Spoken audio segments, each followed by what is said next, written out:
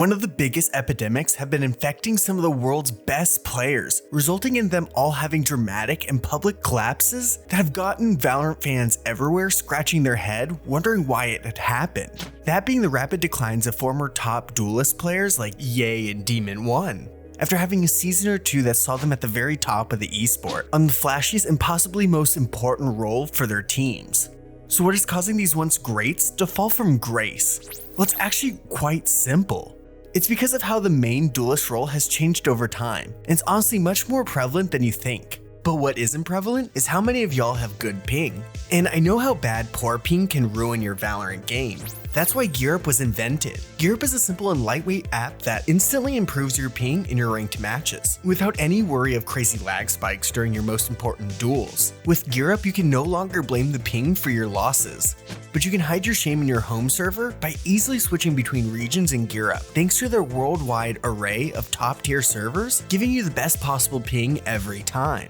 Also, don't worry about Riot's anti-cheat accidentally flagging you, as it's completely safe to use as it just gives your connection the quickest and cleanest route to the game. So make sure you check out GearUp in my description or pinned comment to try for yourself so you no longer have to deal with non-optimal gameplay again with GearUp. So to truly understand this problem and why so many star players are dealing with it right now, you have to understand that not all pro duelists have the same playstyle. So when you think of how a current primary duelist fits within his team, the main goal is to pick up kills early in the round while the info is low to either ruin the plans of the attacker or explode onto site and take out the first resistance on the attack. And in either of these situations, the main purpose behind all good primary duelists is to gain space for his team. The best and most consistent duelists like Aspas and Jing are all aware of this, and we can see it in their gameplay, as while they're both flashy players with inhuman aim, their main goal is always providing breathing room for the rest of their team and putting the pressure on the opposing roster. And a lot of players in recent years have gained a lot of traction doing that job for their team, with players like Oxy being one of the newest examples of how a primary duelist should be played. Always willing to dive deep into a site and create havoc for his team, relying on his twitchy playstyle to net him kills, allowing him to switch between Raze and Jet with ease without needing another player to take on another duelist to compensate in any way. But this pillar of how a primary duelist should be played hasn't always been there. Early in the game, when the meta was actually leaning more heavily on Jet, Raze, and 2022 Chamber, which is really a duelist in my book, the role looked a lot different and allowed much different players to thrive and take the spotlight. As all the way up to the nerfing of Chamber, so many of the top players relied on the op, or a get out of jail free ability, where they just needed to get the kill and take the space, but not have to worry about holding it. And this change has hurt such superstars as Ye and Demon1 recently, with them being once great entry players when they didn't have to take on that role onto sites, as they had teammates like Victor and Jajimo, who were much more geared towards that playstyle. And now, they have steadily fallen from the top duelist spots they had once had, as their teams have utilized them in very poor ways to set them up in unwinning spots that don't play towards their strengths of top tier mechanics and awareness. And this is brutally clear when looking at both BLEED and NRG's attacking rounds when they're both playing Raze. Other than one sunset map against Loud where they had 1 hour sleep before the game, both Ye and Demon1 have not put up passable numbers, with them putting up some of the worst entry stats in the whole of VCT. On the attack, they either have a problem exploding through choke points with effective util, as either they or the team are rarely in sync with one another, as they're left out to dry too often, leading to a terrible first kill to death ratio for these players that were once viewed as the best of the best. Or even when they are successful in getting onto site, their skills aren't necessarily built for these quick flicky duels that are required for Raze. I would say Ye is a little better at that, but neither of them built their brand or success off of plays like that. That was always Victor or Jajimo in both their trophy runs, with them more creating highlights with their steady head-clicking abilities. So while they still hold their own on Jet, for Ye it just steadily been trending down for him, as the agent lost more and more of its opping ability and insta-dash, while for Demon1, his aim hasn't really been crisp, resulting in him not being able to put up jaw-dropping performances on Jet that would have made us forget the Raze performances that have been plaguing him all season. Ultimately, they were both victims of this shift of playstyle, as they no longer truly fit the role that built them in the same way anymore.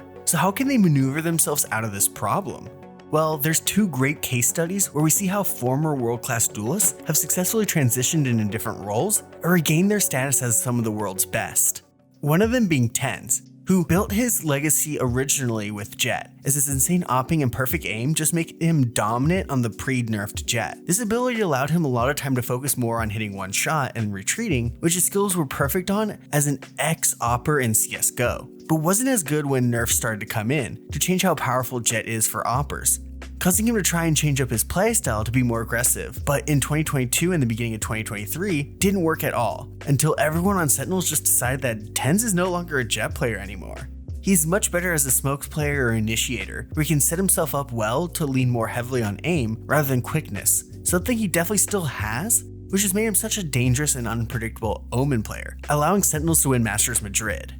A similar story happened to 100 Thieves' Cryo, who had a breakout year in 2022 on Jett and the Broken Chamber, which allowed him to rely heavily on his great opping ability and aim like Tenz. But as the opping ability of these agents started to dip, so did Cryo last season, where he pretty much disappeared as their entry player, as while he was much more twitchy than how Tenz is, he still hasn't played to his strengths with his team, as Asuna had to move off entry sometimes while Cryo played Jett, or when Cryo would try and revive his chamber, they'd still need a dynamic entry, which put them in terrible comps, resulting in 100 Thieves and Cryo looking washed. But with the changes to the team over the offseason with the addition of Boostio and EU, they put him in more of a site anchor role on either Astra or Brim, depending on the map, with some Gecko that allowed him to set up his own duels. And while he still fries on Jett on Breeze and Ascent, Asuna has taken on duties as the main Raze, which has done wonders for him and his team as they look much more dynamic, with him being able to pick up agents that the other one isn't the best at, jumping back and forth from primary entry when one or the other fits better. This has led to Cryo's resurgence as a pro player, with his doubters silenced after a lackluster 2023.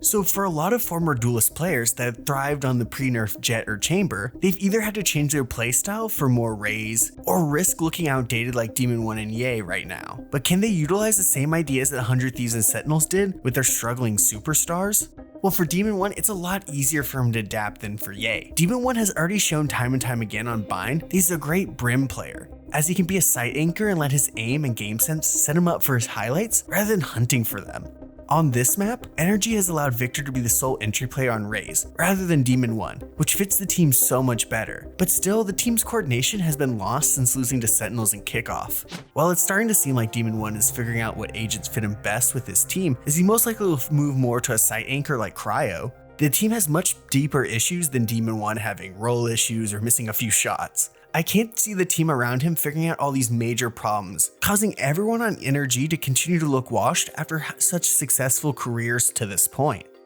For Ye, like I said earlier, it's a little less straightforward, as he might just have to make a whole role switch like Tenz did. As like Demon 1, his race just doesn't look like it fits, as he was dominated on the first kill to death multiple times this season already, while being a primary site anchor like what seems to have worked for every other duelist that can't play dives effectively. Doesn't seem to work, as since he joined BLEED, he's played 5 agents other than Jett, as early in the season they tried to transition him to Viper and Skye to see if allowing him to play off his util and be a site anchor would fit him better, but quickly it became clear that that wasn't the case. The only agent he regularly puts positive maps on is still Jett, and he'll not switch off of that necessarily, but for maps that need Raze, he should switch to Gecko, as it allows him to play with the team no matter what half, not forcing him to play site anchor, but rather playing and trading off his teammates as they take duels, with Ye much more likely to perform highlight plays, as he has always worked better when playing off of another player. But while Ye and Demon 1 are dealing with their problems on roles that used to fit them, it's clear that it's possible to find where they fit in the meta, as teams need something different in their duelists than in earlier years, so I can see both of them bouncing back soon with this long break before Split 2 starts. Check out my video about how good or bad Prime Wardell was during his playing days and all the drama that led to his downfall. Also, make sure you subscribe with notifications on so you don't miss out on a single video during the entire Pro Valorant season.